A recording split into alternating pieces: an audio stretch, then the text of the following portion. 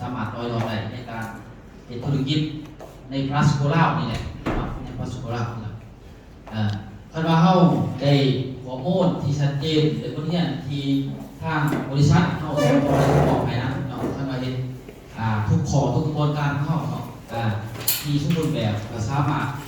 ส่งต่อทางด้านเพิ่นว่าวุฒิเนาะทีมงานของเฮาก็สามารถเติบโตได้เช่นเดียวกันเนาะบ่ว่าจะเป็นบริษัทเนาะหรือจะเป็นองค์กรผ่านหรือจะเป็นสมาชิกต่างๆเนาะตัวนี้เข้ามาการเรียนรู้คือการพัฒนาเนาะการศึกษาคือการยกระดับตัวเองขึ้นเนาะถ้าเฮาบ่มีการยกระดับเกิดขึ้นบ่มีการพัฒนาเกิดขึ้นเนาะเฮ็ดหยังคือเก่า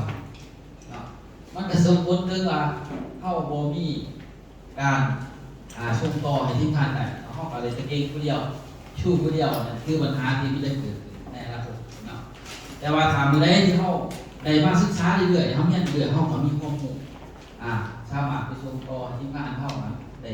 พัฒนาในองค์กรเฮาเติบโตเนาะสิเป็นตัวอย่างคือเฮาตั้งทีมเป็นตัวอย่างเนาะการทำทีมนี่คือการสร้างบริษัทแก่ตัวเองเนาะบ่ให้ว่าสร้างทีมเพื่อความสวยหรูเนาะการสร้างทีมคือการตั้งบริษัทตัวเองเกิดขึ้นมีตัวอย่างคือทีมเรือทีมเป็นต่อไก่อย่างเนาะตั้งทีมเกิดขึ้นปั๊บนั่นคือบริษัทเป็นต่อไก่เนาะโมเมนต์ว่าตั้งขึ้นมาเพื่อสวยหรูแล้วซื้อคากตัวนี้เนาะซื้อเป็นต่อไก่คากเลยตัวนี้เนาะเพื่อสุขศักยภาพก็เห็นว่าซื้อข่อยคากเป็นสีโมเมนต์เนาะเฮาต้องเอาซื้อของเฮานี่เป็นตัวยุดเป็นจุดยืนของเฮาเนาะเป็นบริษัทของเฮาแล้วบริษัทเข้าสิกลุ่มอยู่กลุ่มกินแนวไหนสิให้มีพนักงานเขามาอยู่บริษัทเขาจะโคตรสินะคนที่แต่ละของทานนั่นคือพนักงานบริษัทของทานนี่เลยว่าเป็นพนักงานของบริษัทพาสโกล่าเนาะยิ่งเขามีหลายเท่าไหร่เห็นบอกชีวิตเนาะคือทางประธานเป็นมักอยู่ปีเขาชีวิตว่าเป็นตั้งชีวิตจุดเดียวปั๊บแต่ก็เจ้าชัวเนี่ยก็ช่วยเลยพ่อแม่เนาะเพื่อตั้งจักจุดเนาะชีวิตเนาะประเทศหนึ่งจักจุดเนาะเมืองหนึ่งจักจุดแขวงหนึ่งจักจุดเพื่อตั้งเป็นหลายจุดได้บ่เนาะเป็นยังคือบ่ตั้งอันเดียวสัจว่าในการตั้งเกิดขึ้นนั้นคือจุดที่เริ่มในการที่ทานจะเติบโตก็คือเป็นการตั้งศักยภาพของบริษัทของทานเองเนาะตั้งเกิดขึ้นแล้วต้องให้ยังต้องดูแลต้องรักษาต้องพัฒนาเนาะวันตั้งไปแล้วดูแลกับดูแลรักษากับบรักษาพัฒนากับบพัฒนาเนาะแล้วอยากให้เติบโตผู้อื่นมันเป็นบ่ได้เนาะฉะนั้นว่าการเรียนรู้เป็นการที่ดีที่สุดแล้วเนาะถึงบ่เก่งแต่มันก็รู้ได้ท่าถึงบ่เก่งแต่มันก็เรื่องการพัฒนาได้เนาะคันเก่งแต่บ่มีการพัฒนาก็บ่มีเกิดผลจังซี่เนาะเนาะถ้าว่าเก่งแล้วจริงมาเฮียนแห่งเป็นการดีเพราะว่าสิส่งเกิดว่าข้อมูลต่างๆในทีมงานเฮาไปต่อยอดได้ในกลุ่มของทีมงานเฮาเนาะเหมือนผู้ใดผู้หนึ่งสิเติบโตแล้วก็ไปหาผู้เดียวบ่แม่นเนาะทุกคนสามารถช่วยกันเบิดเฮ็ดบอกโครงสร้างที่ทางประธานทุกไสเป็นเขียนมาเป็นเขียนมาหยังสามารถช่วยเหลือหลายทุกกระบวนการทุกทีมบ่จะเป็นต้องเป็นอัพไลน์ดาวน์ไลน์หรืออิหยังต่างๆที่เห็นหน้ากันแล้วบ่แม่นคนข่อยมันบ่ได้แม่นเนาะเพิ่นช่วยให้ได้เบิดเนาะสำคัญว่าคนผู้นั้นเป็นเกิดว่าเลือดเดียวกันคนผู้นี้เป็นสายเลือดเดียวกันบ่สายเลือดของพี่น้องเนาะหมายสายเลือดในกระบวนการของธุรกิจนั่นแหละเนาะยกอย่างคือทีมนึงยกอย่างคือการแต่งคือเก่าเนาะกว่านักเรียนใหม่เฮาตรงนี้เนาะเรื่องการแต่งนี่น่ะเราว่าปั๊บเนาะว่าก็อาจจะเป็นอัพไลน์ทีมเราบางส่วนหรือสิเป็นคนที่เคยสวยเด้อเราทีมเราเดือนเราคนเดียวแต่เราอยู่ในองค์ประกอบของบริษัทคือสิเรามาเหียนบุรุษให้บุคคลเข้าสวยเด้ออะไรแต่เป็นอาจารย์ธารัตน์สิเป็นอาจารย์ชันติอาจารย์บิวบอกหรือข้าพเจ้าหรือประธานเขามีโอกาสที่จะช่วยอะไรเพราะว่าเราอยู่ในองค์ประกอบของบริษัท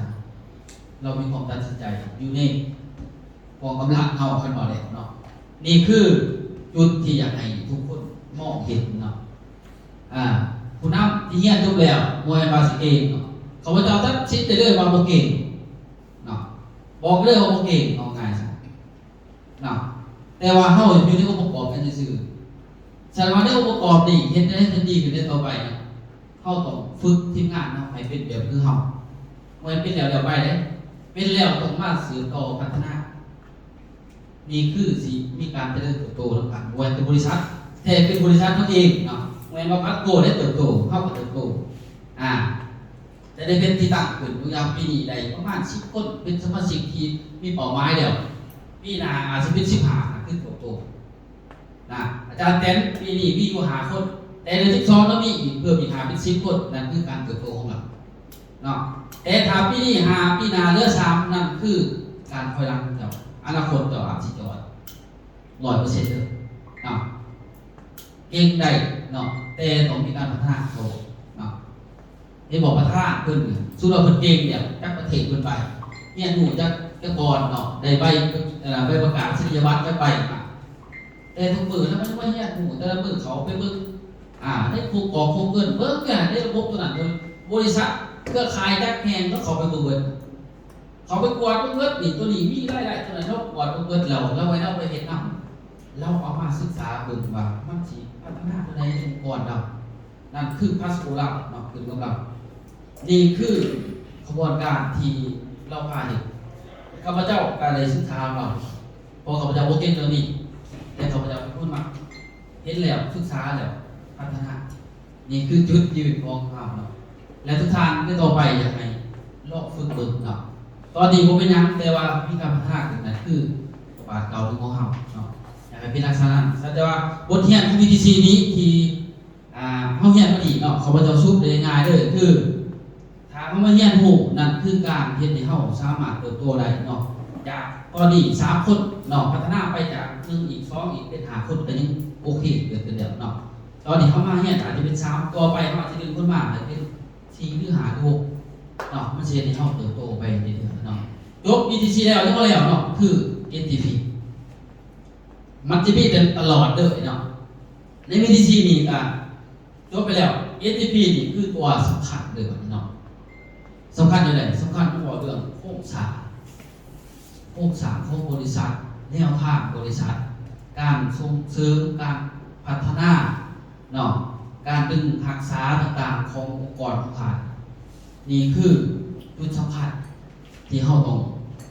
ศึกษาเป็นเนาะและใครขาดบ่ได้มีสำคัญเนาะที่ก็อยากฝากให้ทุกท่านเนาะลองไปพิจารณาเบิ่งเนาะว่าเอาทีมงานให้ทุกคนเดี๋ยวลองไปเขียนเป็นแต่เบิ่งว่าใครที่ไหนอยู่ใกล้ล่างเฮามีอยู่ประมาณ 3-40 คน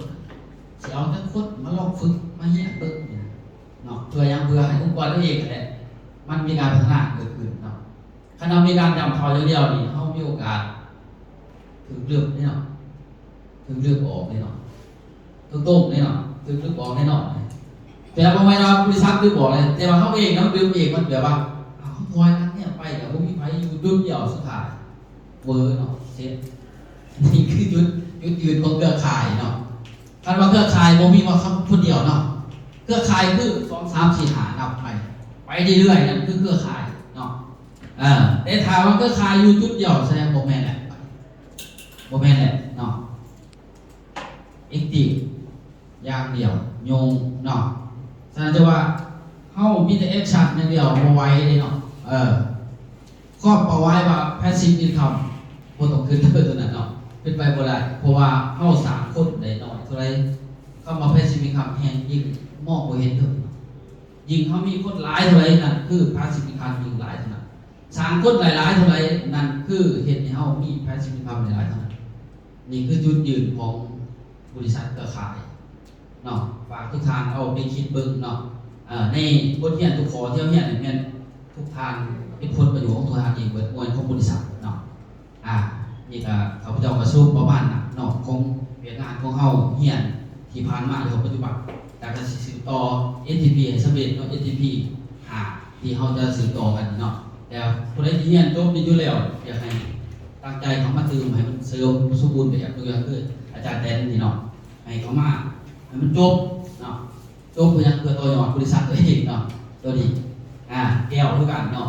ที่ว่าเดี๋ยวเขามาศึกษาพยายามปัดตัวเองเนาะคนอื่นโอ้ว่าโมเป็นอย่างโมวัดของเขาโฟกัสคือตัวเองเนาะ นาะแล้วสุดท้ายบริษัทเขาจะเบิกคนที่ว่าคือเขาบ่เบิกเอาง่ายซะบอกเป็นแปลนมันกระโดดเนาะพอต่อไปสมมติทหารคือระเบียบและหลักการที่เขาจะพากันเดินเข้ามาด้วยนโยบายมันจะบ่มีเนาะผู้แมนคือแมนผู้บ่แมนคือไปเนาะก็มีประมาณนั้นทุกท่านเนาะมียังเสริมเติมได้เลยเนาะจะรอให้เป็นส่วนทางประธานเป็นสิ่งขึ้นมา